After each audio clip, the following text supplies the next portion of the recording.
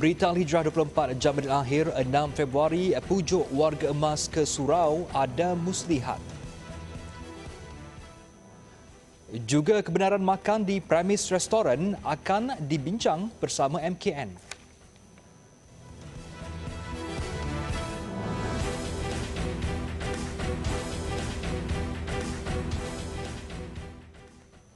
Bismillahirrahmanirrahim. Assalamualaikum warahmatullahi wabarakatuh. Berita Al-Hijrah malam ini bersama saya Adi Akmal Syahrum. Seorang lelaki warga emas tidak menyangka pujukan ahli keluarga mengajaknya ke sebuah surau di Subang, kononnya untuk solat berjemaah. Rupa-rupanya taktik untuk meninggalkan lelaki itu di situ. Kisah tersebut dikongsikan Lembaga Zakat Selangor LZS menerusi laman Facebook rasminya yang mengundang simpati warganet terhadap nasib yang menimpa warga emas berkenaan.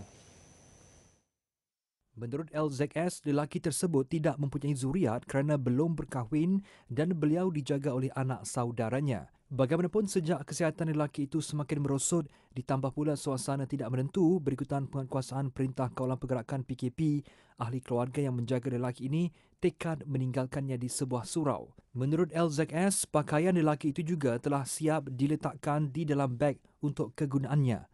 Jelas LZS lagi, sejurus mendapat maklumat berhubung warga emas itu, ia bergegas membantunya. Mangsa turut mengadu sakit kaki dipercayai akibat jangkitan kuman selain perutnya lapar dan berada dalam keletihan. Setelah rundingan dengannya, warga emas berkenaan bersetuju ditempatkan di sebuah rumah kebajikan Rufaidah Home Care Services di Dengkil dengan kos penjagaan dan rawatannya ditanggung LZS. Lagi agihan bantuan kepada golongan memerlukan, 200 keluarga mangsa banjir di Pekan Pahang bulan lepas menerima pelbagai keperluan harian bagi meringankan beban yang ditanggung oleh Pusat Pungutan Zakat Majlis Agama Islam Persekutuan MAWIB atau PPZ MAWIB dengan kerjasama Etika General Takaful Berhad. Antara yang disalurkan beras, gula, minyak masak dan tepung yang diedarkan melalui Bakul Rezeki Khaira PPZ. Menurut Ketua Pegawai Eksekutif PPZ MAWIB Ahmad Syukri Yusof, misi Pasca Banjir Khaira PPZ 2021 menyasarkan untuk menghulurkan sumbangan sebanyak RM1 juta kepada mangsa banjir di seluruh negara sebagai menyantuni mereka yang ditimpa musibah baru-baru ini. Ini adalah satu mesej yang jelas kepada masyarakat bahawa PPZ tidak melupakan orang-orang yang memerlukan bantuan dan syarikat-syarikat korporat yang membayar zakat di PPZ MAWIB tidak pernah melupakan golongan yang memerlukan bantuan di saat sukar ini, dan inilah yang kami katakan pakat bantu, iaitu kita sama-sama membantu golongan ataupun sahabat-sahabat kita yang memerlukan bantuan. Beliau ditemui pada majlis pelepasan misi bantuan itu di Wisma PPZ Taman Syamilin Perkasa Ibu Negara pagi tadi. Selain kerjasama dengan pembayar zakat korporat iaitu Etika General Takaful Berhad, PPZ MAWIB turut bekerjasama dengan QSR Brands Malaysia Holdings Berhad dan Siti Khadijah Apparel Senjam Berhad bagi membantu meringankan beban mangsa banjir di negeri Pahang dengan jumlah keseluruhan sumbangan bernilai RM70,000.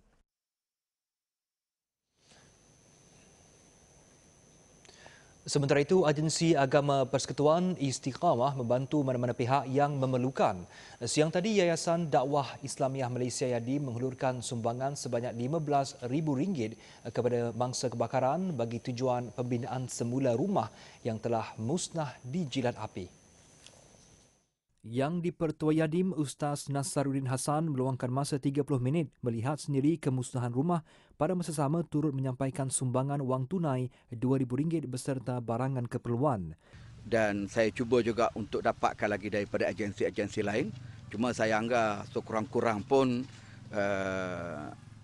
tadi saya bincang dengan pengurusi tadi masjid, anggap-anggap lebih kurang pun nak kena ada RM50,000 paling tak ada nak siapkan rumah ni. Jadi kita akan dapat lagi sumbangan-sumbangan daripada agensi-agensi yang lain secara bersepadu lah, terutamanya agensi yang berada di bawah menteri di Jabatan Perdana Menteri Halal Agama ini. Khamis lalu, sebuah rumah berstruktur separa kekal hangus di jilat api. 3 penghuninya bagaimanapun berjaya diselamatkan oleh orang awam dalam kejadian di Blok E, Felda Jengkel 8 pada jam 6.30 petang. Siasatan masih dijalankan bagi mengenal pasti punca kebakaran. mangsa kini tinggal sementara di Dewan Belia Jengka 8. Saya sebagai wakil tuan rumah mengucapkan banyak terima kasih pada pihak Yadim kerana sedia membantu, dan kami memang berterima kasih sangatlah kerana sumbangan tu. kerana sumbangan ni.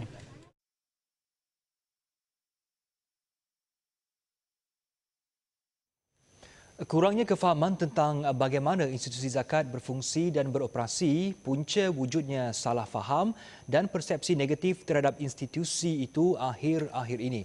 Ketua Pegawai Eksekutif Lembaga Zakat Selangor LZS, Saipul Yazan Mat Yusof berkata, lebih banyak kempen penerangan perlu dilaksanakan untuk memberi kesedaran kepada masyarakat tentang peranan sebenar institusi zakat. Kita selalu disebut, dikatakan bahawa proses untuk mendapat bantuan zakat ini sulit ataupun rumit. Kita tidak boleh membandingkan cara individu ataupun NGO yang mengagihkan bantuan hasil daripada derma ataupun sedekah daripada orang ramai. Kerana apa? Kerana sedekah dan derma ini boleh diagihkan kepada segala peringkat masyarakat, sama ada mereka asnaf ataupun bukan asnaf, dan juga boleh diberi kepada mereka-mereka yang bukan Islam. Ini berbeza dengan zakat yang mana kita wajib mengagihkan zakat itu kepada asnaf yang 8.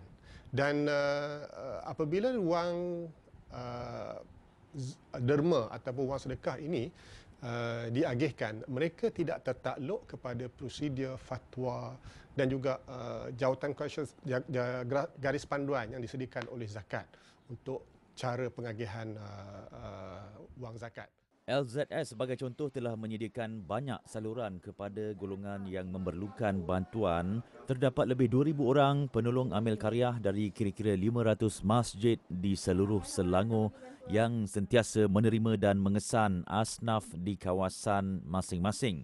Kerjasama dengan badan bukan kerajaan NGO juga diwujudkan untuk membantu menyalurkan informasi tentang asnaf yang mereka temui di lapangan.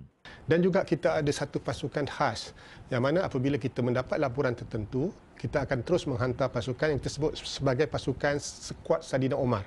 Mereka ini akan mereka beroperasi 24 jam dan mereka akan membuat bancian, siasatan dan memaklumkan kepada pengurusan dan menyalurkan bantuan secara terus kepada mereka-mereka yang memerlukan. Dan kita juga ada menyediakan bantuan dalam bentuk kecemasan yang mana masyarakat ataupun mereka-mereka yang memerlukan boleh terus kepada cawangan kita untuk memohon bantuan kecemasan sehingga RM500. Hal ini sekaligus menolak dakwaan sesetengah pihak kononnya sukar mendapatkan bantuan di pusat zakat. Selain hadir ke cawangan-cawangan pejabat zakat, permohonan bantuan zakat juga boleh dibuat dengan lebih cepat dan mudah menerusi kaedah dalam talian. Sementara itu, seorang pengusaha keropok keping kerugian hampir RM10,000 apabila pelbagai peralatan perniagaan serta 250 kg keropok keping yang diusahakannya hangus dijilat api. Kejadian kira-kira jam 7.30 malam semalam itu dipercayai berpunca daripada dapur yang diguna untuk menyalai keropok dan lebih menyedihkan, ia sudah ditempah pelanggan. Menurut pengusaha premis berkenaan Muhammad Aidil Harun, ketika kejadian dia bersama 11 pekerja berada di luar premis sementara menantikan keropok yang disalai kering. Kemudian salah seorang daripada mereka terlihat asap dari premis yang disewa sejak 7 tahun lalu itu, namun dia tidak sempat menyelamatkan apa-apa kerana api marak dengan cepat. Punca daripada saya guna gas untuk salah keropok itulah. Bila tempat saya tudung api gas tu, dapur orang masuk tu, tudung mungkin dia kapal panas sangat, badan salah keropok tu dekat sangat dengan tu, mungkin kena itulah tu. Bukan kena letak kita dah. 18 anggota bomba dengan 2 jentera dikejarkan ke lokasi kejadian selepas 10 minit menerima laporan. Mereka mengambil masa hampir 1 jam bagi memadamkan sepenuhnya kebakaran di dalam premis tersebut. Belum ada maklumat tentang punca sebenar kebakaran dan nilai kerugian yang dialami. Di sebalik kebakaran kilang barang terpakai di perindustrian Desa Cemberlang, Johor Bahru Ahad lepas, terbongkar aktiviti makmal haram memproses dadah dengan sitaan bernilai 6.4 juta ringgit. Siasatan turut menemui 30 kg ketamin, 100 liter cecair dan 2 kg serbuk disyaki dadah. Ketua Polis Johor Datuk Aib Han Maidin Piche berkata, kegiatan makmal dadah haram itu terungkai apabila polis menerima maklumat tentang kebakaran kilang daripada pihak bomba. Penemuan beberapa peralatan memproses dadah turut dilaporkan. Baru beroperasi sebulan, bangunan tingkat 3 kilang berkenaan dijadikan lokasi melaksanakan modus operandi sindiket penyeludupan dadah sebagai makmal memproses pelbagai bahan terlarang itu. Premis kilang itu disewa bagi tujuan berkenaan. Siasatan juga mendapati kegiatan terbabit didalangi lelaki tempatan yang merupakan ahli perniagaan dan pelabur. Lepas insiden kebakaran, pihak bomba telah hubungi polis. Sebab tu tuan-tuan, kalau kita tengok tak banyak pun bahan-bahan kimia yang kita rampas sebab berlaku kebakaran. Kita yakin lab ni tuan-tuan masih dalam proses mencuba. Kalau tuan-tuan dapat tengok tong drum tu, itu bahan kimia aseton. Ada 6 tong drum yang kita cuba, kosong. Kita dah panggil Jabatan Kimia datang untuk kita, memang dibuat meresahkan. Yang terbakar tu tuan-tuan, kilang ada 3 tingkat, dia buat kat atas. 6 suspek lingkungan 34 hingga 48 tahun, termasuk seorang ahli kongsi gelap geng 21, berjaya ditahan sekitar Johor Bahru kira-kira 12.30 malam hari yang sama. 5 lagi suspek masih diburu kerana disyaki terlibat dalam aktiviti dadah. Kesemua suspek ditahan telah disambung reman selama 2 hari sehingga esok untuk siasatan mengikut Seksyen 39B Akta Dadah Berbahaya 1952. Sekembali nanti, pengantin dan pengiring ingkar PKP di kompaun. Bertemu kembali. Kerajaan diminta mempertimbangkan rintihan peniaga food truck dan kedai makan agar pelanggan dibenarkan untuk kembali makan di premis. Timbalan Menteri Perdagangan Dalam Negeri dan Hal Ehwal Pengguna KPDN-HEP, Datuk Rosul Wahid berkata, pengusaha dan peniaga terbabit memberi jaminan akan patuh prosedur operasi standard SOP yang ketat jika kebenaran diberikan. Beliau berkata pihaknya akan membuat pertemuan dengan pengerusi Majlis Keselamatan Negara MKN, Datuk Seri Ismail Sabri Yaakob, bagi menyorakan rintihan peniaga-peniaga terbabit dan beliau yakin kerajaan mendengar keluhan mereka. Jadi berarti satu kedai dibuka sekurang-kurangnya dapat menampung ataupun membantu sekurang-kurangnya 5 orang untuk satu premis.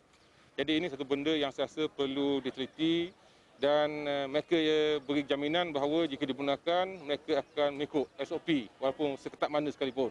Jadi ini satu benda yang saya rasa perlu dikaji semula dan kita akan jumpa dengan Datuk Seri Ismail Sabri untuk membawa luahan hati dan juga perasaan peniaga-peniaga kedai makan pada sore ini. Beliau ditemui media ketika lawatan ke kedai runcit bergerak Prihatin Mart di dataran Kampung Langgar, Hulu Terengganu. Tambahnya, jika dibenarkan makan di restoran, ia akan membuka semula peluang pekerjaan kepada pencuci pinggan, petugas pembersihan dan lain-lain lagi di premis makanan tersebut. Susulan penguasaan Perintah Kawalan Pergerakan PKP di seluruh negara kecuali Sarawak, kerajaan membenarkan kedai makan untuk beroperasi sehingga jam 10 malam.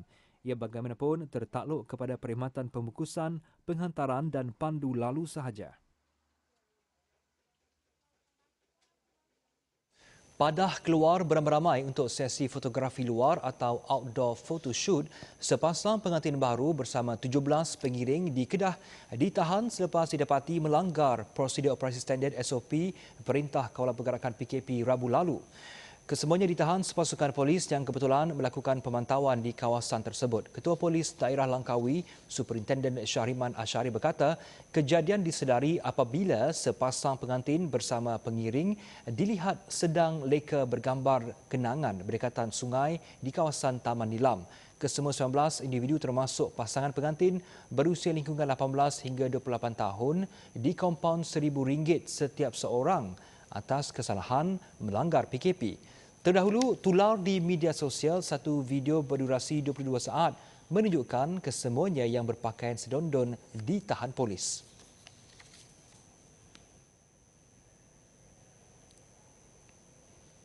Kementerian Wilayah Persekutuan akan melancarkan projek pembinaan residensi prihatin membabitkan 12,000 unit di sekitar Putrajaya pada 22 Februari ini. Menterinya Tan Sri Anwar Musa berkata, kesemua unit kediaman yang berharga di bawah RM200,000 itu akan dibina di 5 lokasi sekitar Putrajaya dan dijangka siap dalam tempoh 24 hingga 30 bulan.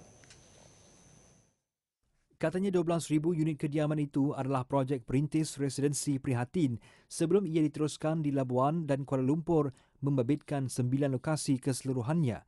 8,000 daripada jumlah keseluruhan unit rumah itu adalah daripada projek yang sebahagiannya tergendala menerusi Perumahan Penjawat Awam 1 Malaysia PPA 1M sebelum diubah suai kepada residensi prihatin dengan persetujuan Kabinet. Saya harap young couples ataupun keluarga muda mengambil kesempatan untuk segera mendaftarkan diri. Kita akan mengambil kira siapa yang mendaftar dulu kalau mereka semua layak.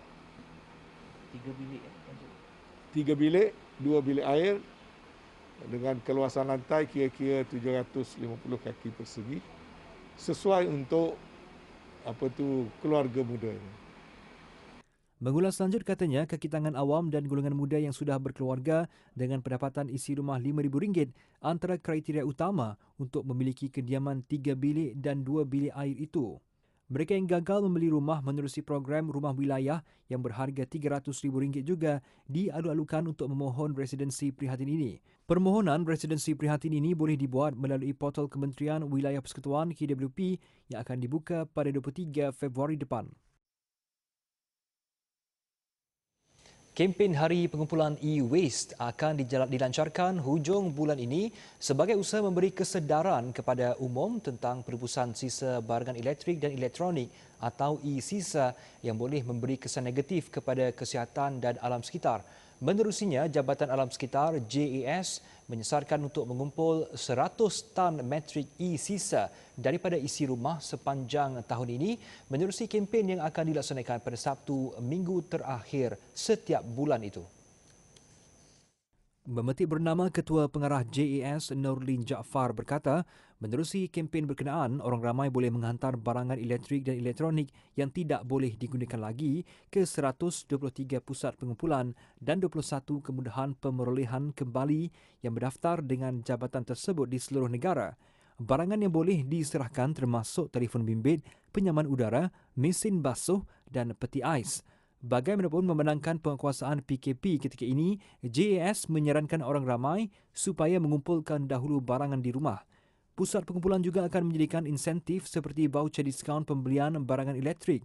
E-sisa itu akan dilupuskan dengan kaedah mesra alam atau Environmentally Sound Management ESM. Pengurusan e-sisa secara mesra alam dapat membantu kerajaan mengurangkan beban pelupusan sebanyak RM60 juta setahun dan kos sekitar semula RM22.8 juta setahun. Ia juga mampu mengurangkan beban pelupusan e-sisa di tapak pelupusan sisa pepejal berjumlah 56,000 tan setahun.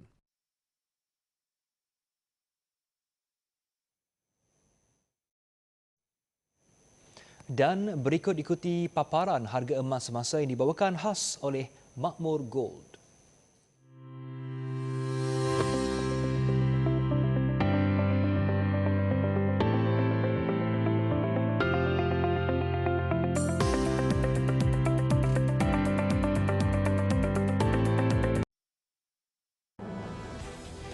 Seketika nanti, muzium memperingati Nabi Muhammad dibuka.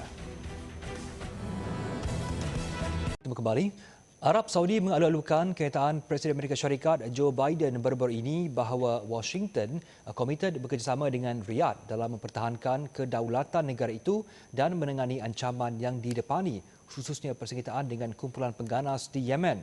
Menurut Biden, perang di Yemen perlu tamat segera. Menurut Biden, pada masa sama Arab Saudi akan sentiasa disokong dalam usaha mempertahankan kedaulatannya dan integriti wilayah serta rakyatnya. Menurutnya lagi, Amerika Syarikat perlu memainkan peranan diplomatik yang penting dalam usaha memastikan perang Yaman tamat. Arab Saudi sebelum ini seringkali menerima ancaman peluru berpandu yang dilepaskan oleh pemberontak Houthi di Yaman. Kuasa besar minyak dunia itu adalah dalam kalangan Pakatan Negara Arab yang menyokong kerajaan Yaman yang diiktiraf di peringkat antarabangsa. Justru Arab Saudi kerap kali mendesak supaya diadakan satu usaha diplomatik bagi mencari penyelesaian konflik berkenaan. Sementara itu, Menteri Luar Arab Saudi Putera Faisal Farhan berkata negaranya meraihkan komitmen Washington sebagaimana diucapkan Biden. Biden juga dilapor telah melantik wakil khas ke Yaman yang akan menyokong usaha Pertubuhan Bangsa-Bangsa Bersatu PBB bagi mengadakan gencatan senjata dan mengembalikan rundingan damai antara kerajaan Yaman dengan pemberontak Houthi. Pameran antarabangsa dan muzium tentang kehidupan Nabi Muhammad SAW dan ketamadunan Islam mula dibuka di Madinah, Arab Saudi. Matlamat penubuhan muzium itu selain menyemarakkan lagi sektor pelancongan dan kebudayaan tempatan, turut merangkumi penghayatan ke atas sirah Rasulullah yang disampaikan dalam bentuk canggih. Pelancarannya dilakukan 2 Februari lepas dan muzium serta pameran antarabangsa berkenaan diterajui Liga Muslim Sedunia MWL. Difahamkan muzium-muzium seumpamanya akan turut dibina dan dibuka di seluruh dunia yang dinaungi MWL. Di Madinah ia terletak di sebelah Masjid Nabawi dan dibuka kepada umum 24 jam sehari. Menurut Gubernur Madinah Putera Faisal Salman, pameran dan muzium berkenaan turut berkisar sejarah tentang kenabian serta sunnah-sunnah baginda yang kini telah diamalkan di seluruh dunia. Ia juga menterjemah penerimaan seluruh dunia bahawa Islam mengamalkan tolak ansur dan kesederhanaan yang mudah diterima pakai oleh semua. Turut dipamerkan lukisan-lukisan dan pameran interaktif. Ketika ini, muzium berkenaan menawarkan maklumat menerusi 7 bahasa iaitu bahasa Arab, Inggeris, Sepanyol, Urdu, Perancis, Turki dan Indonesia. Paling menarik layar skrin 4DX yang menyiarkan kisah-kisah sejarah Nabi Muhammad SAW. Mahkamah Jenayah Antarabangsa ICC semalam mengiktiraf Palestin sebagai pihak negara atau state party kepada Statut Rome, seterusnya memutuskan bahawa mahkamah tersebut mempunyai bidang kuasa membicarakan pelakuan jenayah Zionis Israel di bumi Palestin, khususnya di tebing barat dan Gaza. Ketetapan yang dibuat 3 hakim ICC itu dianggap keputusan amat bersejarah kepada perjuangan panjang rakyat Palestin dan umat Islam seluruh dunia. Dalam satu kenyataan, Badan Bukan Kerajaan NGO My Aqsa memaklumkan pihaknya yang terlibat secara langsung dalam kes itu berbangga kerana sebahagian hujah mereka diterima dan dijadikan asas dalam penghakiman tersebut. Ketetapan ICC itu disifatkan bersejarah kerana bakal membenarkan segala jenayah perang, genosid dan jenayah kemanusiaan yang diperlakukan ke atas bumi Palestin, khususnya Gaza dan tebing barat dibawa ke muka pengadilan di ICC. My Aqsa turut melihat penjenayah dan penindas rakyat Palestin tidak lagi bebas melakukan jenayah sesuka hati mereka di bumi Palestin. Dengan keputusan itu, pendakwa raya di ICC sudah boleh memula menyiapkan dan melengkapkan siasatan ke atas jenayah yang telah dilakukan oleh rejim Zionis Israel ke atas rakyat Palestin berdasarkan pelbagai laporan serta bukti yang telah dikemukakan oleh pelbagai pihak. Dengan keputusan ini, ICC telah mengesahkan bahawa tanah yang diduduki secara haram oleh Zionis Israel adalah kepunyaan Palestin, malah mengiktiraf Palestin sebagai negara yang mempunyai segala hak yang sah di bawah Statut Rome. Ribuan paparan media sosial di China hari ini memperingati ulang tahun pertama kematian salah seorang doktor yang dilapor memberi amaran awal tentang wujudnya satu virus baharu di tengah-tengah bandar Wuhan tahun lalu. Mendiang Li Wenliang pada Disember 2019 berkongsi di media sosial tentang ancaman baharu itu yang menjadi ketakutan seluruh penduduk muka bumi sehingga hari ini. Li adalah salah seorang doktor yang bertugas di Wuhan. Perkongsiannya di media sosial tentang kewujudan virus baru seperti SARS dianggap mengarut sehingga dia ditangkap polis atas alasan menyebarkan kabar angin yang boleh mencetus huru-hara. Namun hakikatnya ia benar-benar berlaku. Virus corona itu kini membelenggu dunia dan belum pasti bila pengakhirannya. Lee meninggal dunia pada Februari tahun lepas, disyaki selepas dijangkiti virus ketika merawat seorang pesakit. Di media sosial, ulang tahun kematian Lee dikenang melalui mesej-mesej dan emotikon sebagai penghargaan kepadanya. Ada yang menganggapnya sebagai individu yang akan kekal di dalam hati dan sanubari rakyat Cina. Bandar Wuhan sendiri tidak ketinggalan untuk mengenang pengorbanannya. Namun kini Wuhan dengan 11 juta populasi penduduknya kembali kepada kehidupan lebih baik. Pusat beli belah dibuka. Pasar malam kembali mengundang pengunjung. Penduduk Wuhan mengenang kembali setahun lalu apabila jalan raya lengang, jika ada kenderaan pun hanya ambulans sahaja yang melaluinya. Kini Wuhan hampir pulih. Namun dunia luarnya pula huru-hara dengan kehidupan yang dikelilingi virus pembunuh itu. Syarikat farmaseutical Johnson & Johnson J&J mengemukakan permohonan kepada pihak berkuasa kesihatan Amerika Syarikat untuk meluluskan vaksin COVID-19 yang dihasilkannya.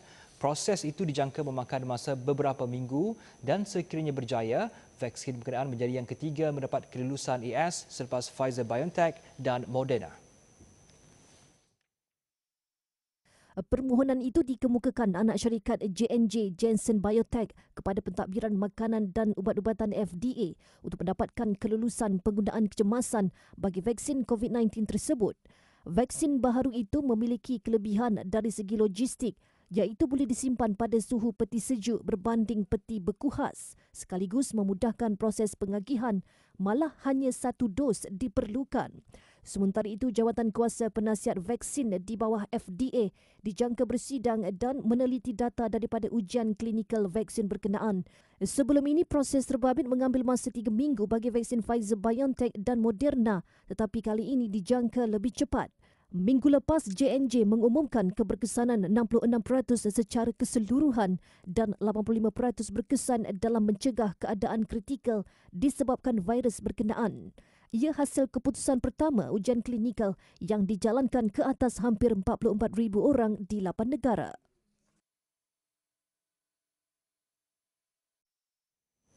Walaupun perniagaan masih berstatus perusahaan kecil sederhana PKS, namun itu bukan alasan buat syarikat pengeluar produk bahan pencuci jenama Bilo, Fennec Global Sdn Bhd untuk tidak bersaing dengan jenama antarabangsa lain di pasaran.